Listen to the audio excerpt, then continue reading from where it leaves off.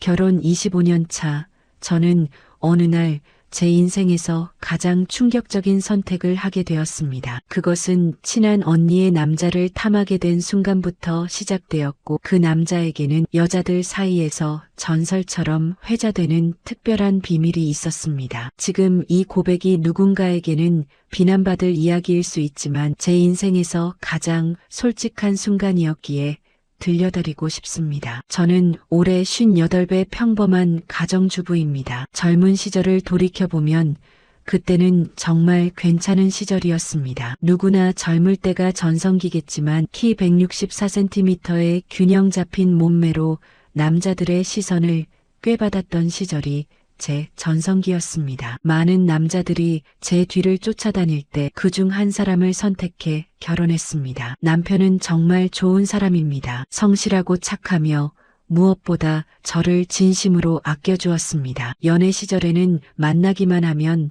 뜨거운 열기로 가득했습니다. 민망한 이야기지만 한 번 만나면 밤새도록 서로를 탐닉했고 저 역시 적극적이었습니다. 눈만 마주쳐도 서로에게 끌렸던 우리의 궁합은 환상적이었습니다. 결혼 후 아이 둘을 낳았습니다. 큰딸은 저를 닮아 날씬하고 예쁘게 자라주었고 일찍 좋은 사람을 만나 결혼해서 지금은 손주까지 낳고 행복하게 살고 있습니다. 둘째 아들은 공부를 잘해서 대기업 연구소에 취직했고 안정적인 수입으로 자립했습니다. 그렇게 20여 년을 아이 키우고 남편 뒷바라지하며 집안일에 매달려 정신없이 살다 보니 어느새 제 나이가 50 중반을 훌쩍 넘어버렸습니다. 거울을 볼 때마다 세월의 무상함을 느꼈습니다. 문제는 남편이었습니다. 연애 시절 그토록 저를 원했고 결혼 초기에는 스치기만 해도 불이 붙었던 남편이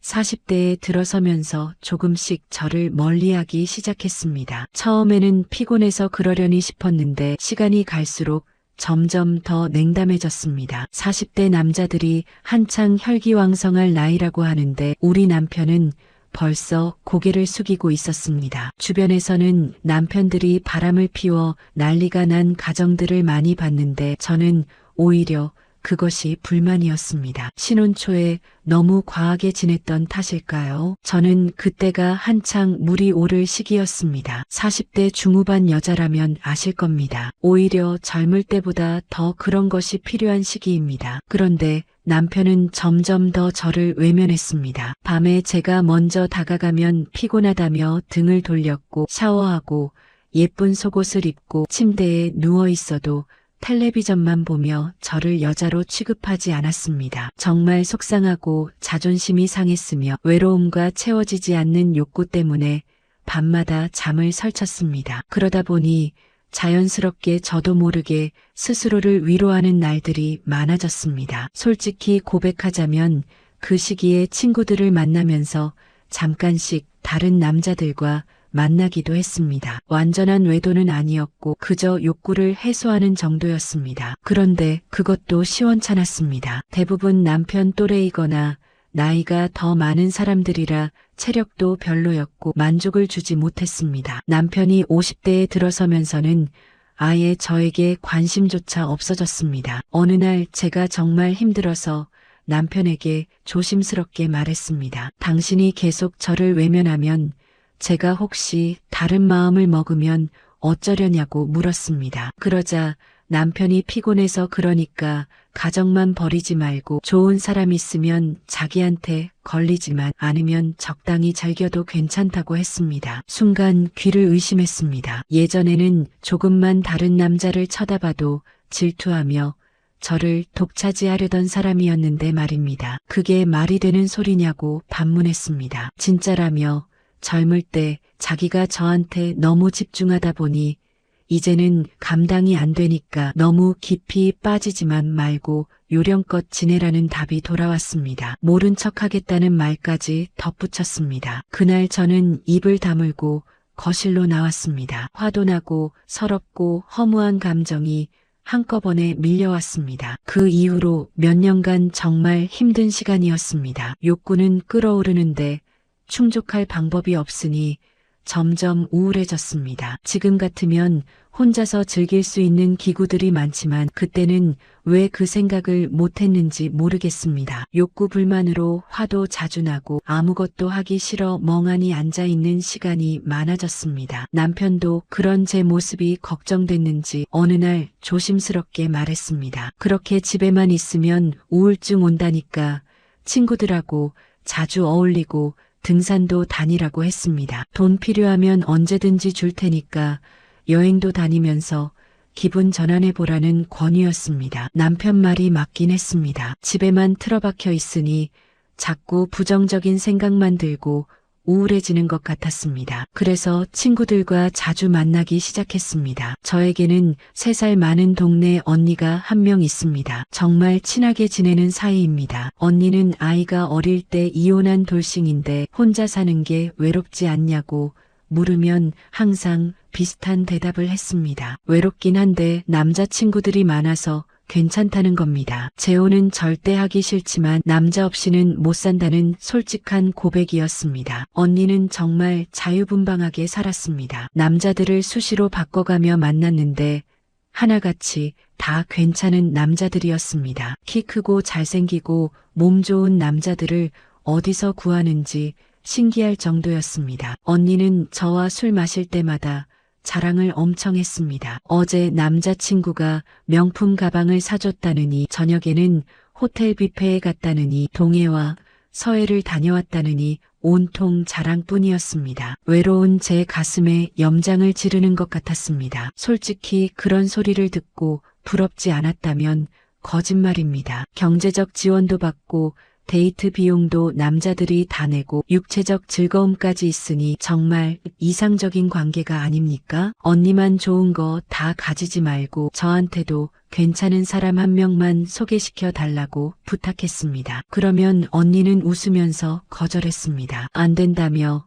저는 남편이 멀쩡하게 살아있는데 자기가 소개시켜줬다가 잘못되면 제 남편이 자기한테 원망할 거라는 핑계였습니다. 이런저런 핑계를 대며 절대로 소개를 해주지 않았습니다. 그런데 어느 날 언니가 새 남자친구를 데리고 왔습니다. 술집에서 저와 술을 마시다가 남자친구에게 전화해서 오라고 한 것입니다. 1시간쯤 지나 남자가 들어왔는데 저는 그 남자를 보고 깜짝 놀랐습니다. 지금까지 언니가 만난 남자들은 다 잘생기고 멋있었는데 이번 남자는 정말 제 스타일이 아니었습니다. 키는 작고 몸은 땅땅하며 반팔 티셔츠를 입었는데 팔에는 문신까지 있었습니다. 게다가 헤어스타일은 양옆을 바짝 깎고 가르마를 대각선으로 탄 독특한 스타일이었습니다. 한마디로 거친 인상이었습니다. 서로 인사를 나눴습니다. 그는 박민수라는 이름을 가진 사람이었고 저는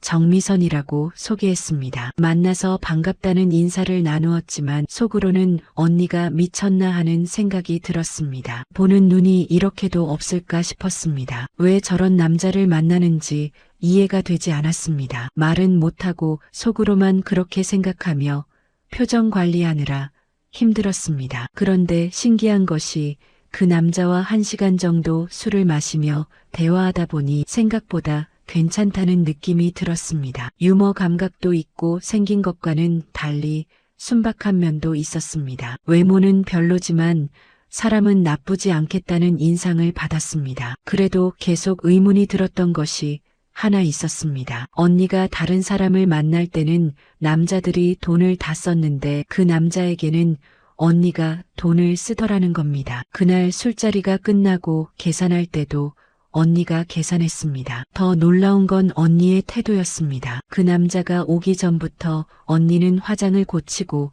옷매무새를 다듬으며 거울을 계속 보며 안절부절했습니다. 그 남자가 오자 평소보다 목소리 톤도 높아지고 애교도 부리며 완전히 달라붙었습니다. 도대체 저 남자에게 무슨 매력이 있는 걸까요? 정말 궁금했습니다. 술값을 계산하고 나오면서 언니는 그 남자와 팔짱을 끼고 어디론가 사라졌고 저는 쓸쓸하게 혼자 집으로 돌아왔습니다. 집에 오니 남편은 벌써 자고 있었고 그날 밤 제 처지가 너무 서러워서 잠을 설쳤습니다. 며칠 뒤 저는 언니를 따로 만났습니다. 참다 못해 궁금증을 털어놓았습니다. 저번에 본 남자친구가 키도 작고 인물도 별로인데 왜 사귀는지, 그 남자가 돈이 많은지 물어봤습니다. 언니가 너무 아깝다는 생각이 들어서 솔직하게 말했습니다. 그러자 언니가 한참 동안 깔깔거리며 웃다가 조용히 주변을 둘러보고는 작은 목소리로 말하기 시작했습니다. 남자는 얼굴이 다가 아니라는 말과 함께 그 사람이 젊었을 때 조직 생활을 했었다는 이야기를 들려주었습니다. 그래서 몸에 문신도 많고 험상궂게 생긴 것이며 막상 만나보니까 순수하고 자신에게 너무 잘해준다는 내용이었습니다. 저는 그래도 잘해주는 것보다 돈이 많아야 하는 것 아니냐고 되물었습니다. 언니는 지금 작은 사업을 하니까 그렇게 많이 벌지는 못한다고 인정했습니다. 그런데 말이 끊기더니 주변을 한 번 더 둘러보고는 더 작은 목소리로 속삭였습니다. 그 사람의 물건이 끝내준다는 겁니다. 그곳에 특수 시술을 했다는 이야기였습니다. 제가 그게 무엇이냐고 묻자 언니는 남자 물건에다가 구슬이 박힌 링을 넣는 시술이라고 설명했습니다. 해바라기처럼 울퉁불퉁하게 만들면 아주 거대해지고 관계할 때 정말 죽여준다는 내용이었습니다. 그 얘기를 듣는 순간 제 얼굴이 후끈 달아올라 빨개지는 걸 느꼈습니다. 언니는 계속해서 이야기를 풀어놓았습니다. 처음에는 자신도 징그럽고 이상하다고 생각했는데 막상 경험해보니까 신세계였다는 겁니다. 그동안 수많은 남자들을 만났지만 그런 시술을 한 남자는 처음이었고 이렇게 만족한 적이 없었다고 털어놓았습니다. 제가 그렇게 좋은지 다시 묻자 언니는 좋은 정도가 아니라고 강조했습니다. 물건만 좋은 게 아니라 그 사람의 체력도 장난이 아니어서 한번 시작하면 1시간은 쉬지도 않고 진짜 숨 못 쉴 정도로 해준다는 겁니다. 테크닉도 완전 프로급이고 조직 생활을 할 때 아무래도 여자 경험이 많았을 것이라 스킬이 장난이 아니라는 설명이었습니다. 언니는 그 얘기를 하면서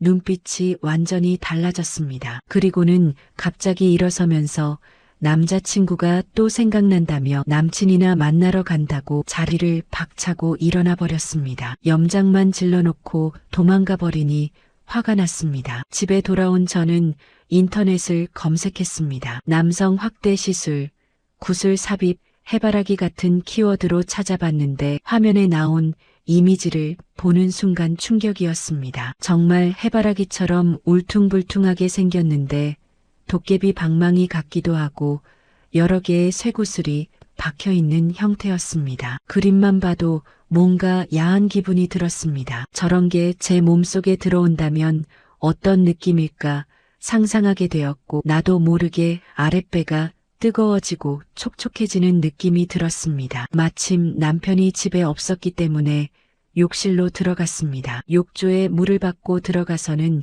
그 이미지를 머릿속에 떠올리며 스스로를 위로했습니다. 언니 남자친구가 저를 안는 모습을 상상하기도 했습니다. 그날의 위로는 평소와 달랐습니다. 훨씬 더 짜릿하고 만족스러웠습니다. 그날 이후로 자주 그런 상상을 하게 되었습니다. 언니 남자친구의 해바라기 모양을 한 물건이 제 몸속으로 들어오는 장면을 떠올렸고 점점 더 자주 그 생각에 빠져들었습니다. 시간이 갈수록 머릿속에는 그 이미지가 더 선명하게 그려졌습니다. 그 남자를 한번 만나서 직접 경험해보고 싶다는 욕망이 커졌고 드디어 결심을 했습니다. 지금 생각하면 정말 위험한 결심이었습니다. 하지만 그때의 저는 이성을 잃었던 것 같습니다. 언니 몰래 눈치채지 못하게 그 남자를 만날 방법을 궁리했는데 아무리 머리를 굴려도 특별한 아이디어가 생각나지 않았습니다. 며칠을 고민하다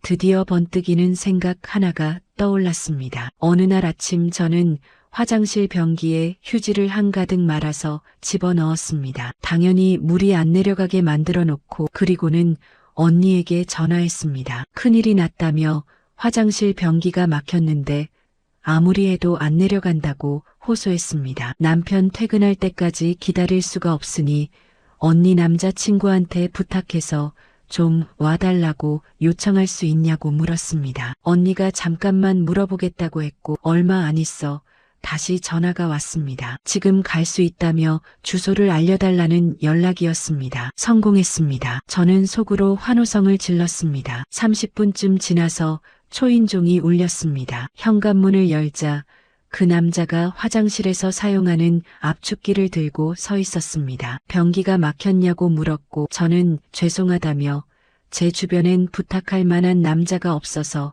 갑자기 이렇게 어려운 부탁을 드렸다고 양해를 구했습니다. 그 남자는 화장실로 들어가서 압축기로 몇 번 펌핑하더니 금방 물이 시원하게 내려갔습니다. 이제 잘 내려갈 거라며 일이 끝났다고 알려주었습니다. 저는 정말 놀라며 제가 아무리 해도 안 됐는데 역시 남자가 하니까 다르다고 칭찬을 아끼지 않았습니다. 일단 소파에 앉으라고 권하며 차 한잔하고 가라고 제안했습니다. 다음에 언니랑 같이 식사하러 가자는 말도 덧붙였습니다. 차를 마시며 이야기를 나누었습니다. 이렇게 단둘이 대화를 나누다 보니 마음이 더 열리고 더욱 친밀해지는 것을 느꼈습니다. 정말 고맙다며 언니한테도 고맙다고 전해달라는 말을 했고 제가 언니랑 민수 씨랑 같이 맛있는 거 사드리겠다고 약속했습니다. 참치를 좋아하는지 물어봤더니 그의 눈이 반짝였습니다. 좋다는 대답이 돌아왔습니다. 역시 사람은 먹는 것으로 낚는 게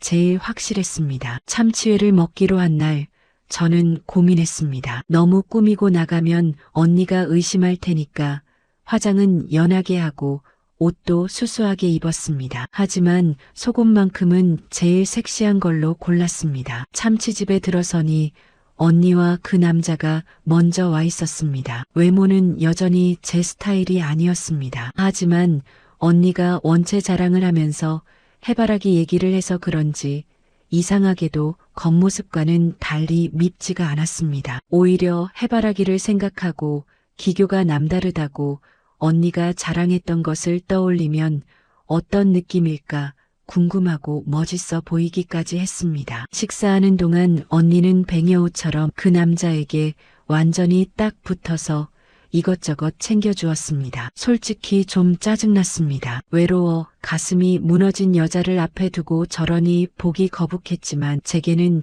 계획이 있었으니까 참았습니다. 그 남자는 아무리 봐도 품격이라고는 찾아볼 수 없었습니다. 먹는 것도 개걸스럽다는 표현이 딱 맞을 정도로 매너나 품격은 완전히 제로였습니다. 하지만 뭐 상관없었습니다. 제가 원하는 건 그의 품위가 아니었으니까요. 참치를 먹으면서 우리는 소주를 마셨습니다. 저는 일부러 건배를 자주 외치면서 언니에게 술을 많이 권했습니다. 오늘 좋은 날인데 많이 마시라고 부추겼습니다. 언니는 원래 술이 약한 편이라 금방 취해서 비몽사몽 상태가 되어 그 남자에게 자꾸 가자는 소리를 했습니다. 이미 못 참겠으니 이제 가자는 언니의 목소리가 들렸지만 아직 안 된다며 조금만 더 마시고 가자는 그 남자의 말이 이어졌습니다. 저는 얼른 제안했습니다. 차라리 호프집에서 맥주 한 잔만 더 하고 가자고 권유했습니다. 언니는 불만스러웠지만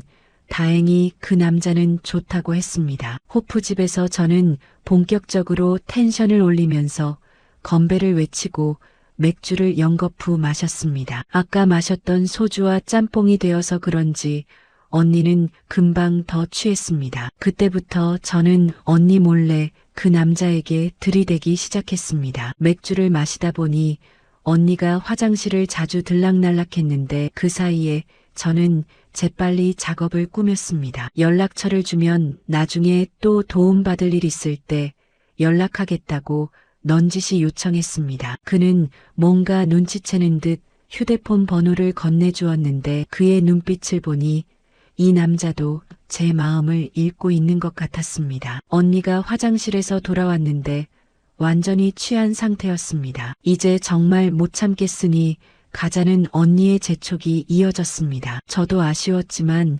그날은 어쩔 수 없이 그들을 보내줬습니다. 언니는 그 남자 팔에 매달려서 저 멀리 사라지는 뒷모습을 보니 정말 씁쓸했습니다. 혼자 집에 돌아오는 길에 많은 생각이 들었습니다. 언니는 지금쯤 그 해바라기로 황홀한 시간을 보내고 있을 텐데 나는 혼자 집에 가야 하니 제 신세가 뭔가 싶었습니다. 집에 오니 남편은 소파에서 땅콩을 먹으면서 야구 중계를 보고 있었습니다. 저는 그날 술도 좀 마시고 기분도 묘하게 고조되어 있어서 남편에게 다가갔습니다. 손을 남편 배 위에 올렸습니다. 근데 남편이 화들짝 놀라면서 손을 치웠습니다. 피곤하다며 먼저 자겠다는 말을 남기고는 방으로 들어가 버렸습니다. 그 순간 정말 화가 머리끝까지 났습니다. 자존심도 상하고 서러워서 남편 등짝에 스매싱을 한 대 날리고 싶었습니다. 다음날 저는 핸드폰을 꺼내 들었고 어제 받은 번호로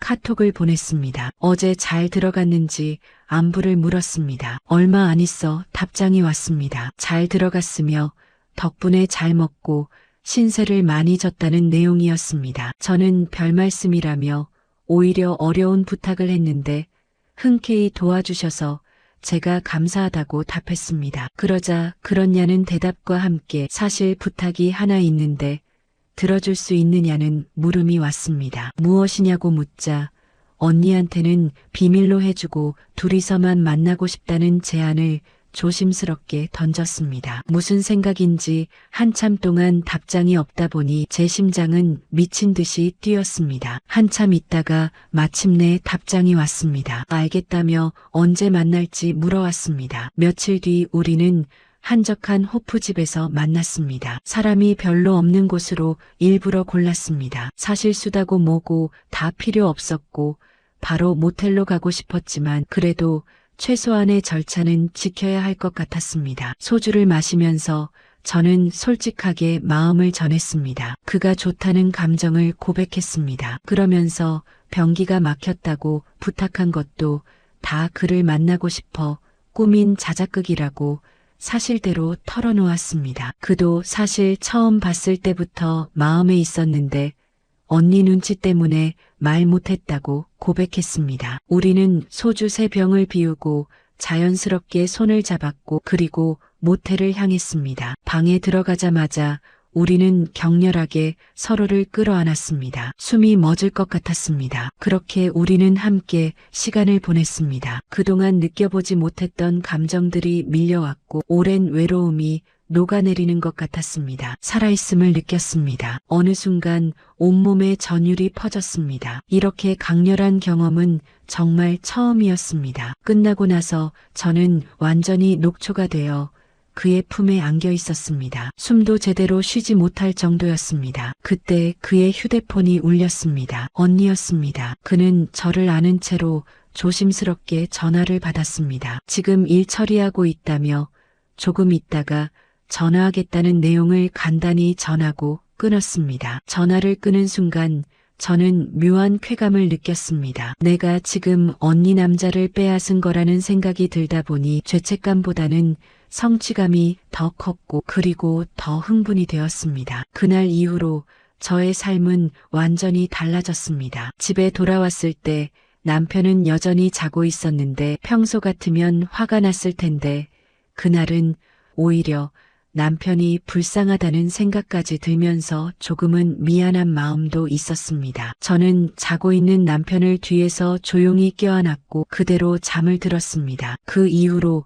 우리는 수시로 카톡이나 전화로 연락을 했습니다. 언니 몰래 시간을 내서 자주 만났습니다. 만날 때마다 새로운 즐거움이 있었고 항상 저를 충족시켜줬습니다. 한 번도 실망시킨 적이 없었습니다. 저는 그와 만나는 날만 손꼽아 기다렸습니다. 그 시간만큼은 우울증, 외로움, 남편에 대한 불만 등 모든 걸 잊을 수 있어서 제 인생의 새로운 활력이 되었습니다. 그도 저를 정말 좋아했습니다. 제가 언니보다 훨씬 더 궁합도 잘 맞고 좋다고 말해주었습니다. 자랑 같이 들리겠지만 사실 제가 언니보다 얼굴이나 몸매나 모든 것이 훨씬 더 나았습니다. 언니는 돌싱이라서 부담이 없지만 저는 유부녀라서 조심해야 한다는 것도 서로 알고 있었습니다. 어느 날 그가 물었습니다. 남편분은 뭐라고 하는지 궁금해했습니다. 저는 남편이 오히려 집에만 있으면 우울증 온다고 나가서 친구들 만나고 여행 다니라고 한다고 설명했습니다. 그러자 그는 제 애인이 되어서 우울증을 확실하게 날려보내주겠다고 약속했습니다. 우리는 웃으면서 다시 한번 서로를 안았습니다. 그렇게 몇 달이 흘렀을 때 언니에게 연락이 왔습니다. 술 한잔 하자는 제안이었습니다. 만나서 술을 마시는데 언니 표정이 좋지 않았습니다. 무슨 일이 있는지 물어봤더니 남자친구가 요즘 예전 같지 않다며 불만을 털어놓았습니다. 자꾸 바쁘다고 하면서 만나자고 해도 핑계만 댄다는 겁니다. 모든 것이 제 탓이라는 것을 저는 알고 있었습니다. 그가 언니보다 저를 더 우선시하고 있었으니까요. 저는 언니를 위로했습니다. 남자들은 원래 그렇다며 처음엔 잘하다가 시간 지나면 다들 시들해진다고 말해줬습니다. 언니는 자신이 얼마나 잘해줬는데 너무 서운하다고 푸념했습니다. 저는 언니를 위로해주면서도 양심의 가책을 느껴 마음 한편이 불편했습니다. 언니는 제 친구인데 그런 언니의 남자를 제가 빼앗은 거니까요. 그날 언니가 그를 호출해서 3명이서 술을 마셨는데 언니는 계속 서운하다고 투정을 부렸고 그는 어쩔 수 없이 언니를 달래주었습니다. 저는 눈짓으로 그에게 신호를 보냈습니다. 오늘은 언니를 잘 챙겨달라는 무언의 메시지였습니다. 다음날 그를 따로 만났을 때도 얘기했습니다. 언니한테도 잘해달라고 부탁했습니다. 언니가 민수 씨한테 푹 빠져 있는데 저도 언니를 너무 좋아하는데 언니가 상처받는 건 원하지 않는다고 말했습니다. 그러면 어떻게 할지 물어왔고 저는 언니한테도 신경 써주되 컨디션이 제일 좋을 때나 맛있는 거 먹었을 때는 저에게 먼저 와달라고 요청했습니다. 알겠다며 저는 항상 1순위라고 약속해 주었습니다. 사실 이기적인 제안이었지만 저도 그동안 외로움에 몸서리쳤으니까 그를 빼앗길 수 없고 욕심이 났습니다. 어쩔 수 없었습니다. 그렇게 1년 정도가 흘렀습니다. 지금 제 삶은 완전히 달라졌습니다. 우울증은 온데간데 없고 매일매일이 즐거웠습니다. 무언가를 기다릴 수 있다는 것, 기대할 수 있다는 한 가지가 이렇게 삶에 활력을 주는지 몰랐습니다. 남편은 여전히 피곤해하고 저에게 관심이 없었습니다. 남편과의 관계는 여전히 그대로인데 이제 저는 괜찮습니다. 남편한테 서운하거나 화나지도 않습니다. 미안한 마음에 오히려 남편한테 더 잘해주게 되고 마음에 여유가 생기니까 짜증도 덜 나고 이해심도 생겼습니다. 언니와는 여전히 친하게 지내고 있습니다. 가끔 셋이서 술도 마십니다. 언니는 아직까지 모르는데 알게 되면 우리 3사람의 사이는 완전히 파탄이 나버릴 테니까 절대로 알면 안 되는 거였습니다. 나중에는 셋이서 같이 즐기는 것도 색다르고 좋을 것 같다는 생각도 해봅니다. 제가 이 얘기를 하는 이유는 비슷한 상황에 있는 분들께 하고 싶은 말이 있어서입니다. 언니가 말했던 특별한 시술에 대한 이야기 말입니다. 사실 처음엔 저도 의구심이 많았고 그게 뭐 그렇게 좋을까 싶었습니다. 근데 경험해보니까 정말 만족감이 상당했습니다. 혹시 주변에 그런 시술한 남자가 있다면 그분들과 기회를 만들어 한번 경험해보시면 후회 안 할 겁니다. 그리고 50대 넘어서 자신감 잃은 남성분들 부인이나 여자친구를 위해서 투자해보는 것도 좋을 것 같습니다. 돈이 좀 들긴 하지만 그만한 가치는 있으니까요. 사랑하는 사람을 만족시킬 수 있다면 그보다 좋은 게 어디 있겠습니까? 인생 뭐 있나요? 짧은 인생 사랑하고 즐기면서 살아야 합니다. 너무 도덕적으로만 살려고 하다가 나이가 더 들어가면 금방 후회만 남을 수도 있습니다. 젊을 때 좀 더 즐기며 살 걸 하는 후회 말입니다. 나이 먹으면 모든 게 마음대로 되는 게 없어서 그런 것이지요. 아이들도 있고 남편도 좋은 사람이니까 이혼할 생각은 전혀 없습니다. 집에서 해야 할 사명은 잘 감당하면서 가정에 소홀함이 없어야 가정을 지킬 수 있습니다. 하지만 제 인생, 제 행복도 중요하잖아요. 그래서 저는 이렇게 살기로 했습니다. 겉으로는 평범한 50대 아줌마이지만 속으로는 제 인생을 즐기는 여자로 말입니다. 여러분도 각자의 방식으로 행복을 찾으시길 바랍니다. 인생은 한 번뿐입니다. 후회 없이 살아가시길 바랍니다. 물론 가정은 지키되 자신의 행복도 놓치지 마시길 바랍니다. 균형을 잘 맞추는 것이 중요합니다. 저는 이제 제 삶에 만족하며 살아가고 있습니다. 남편에게도 미안하지만 이해해 줄 거라 믿습니다. 남편도 저에게 적당히 즐기라고 했으니까요. 저는 그 말에 따라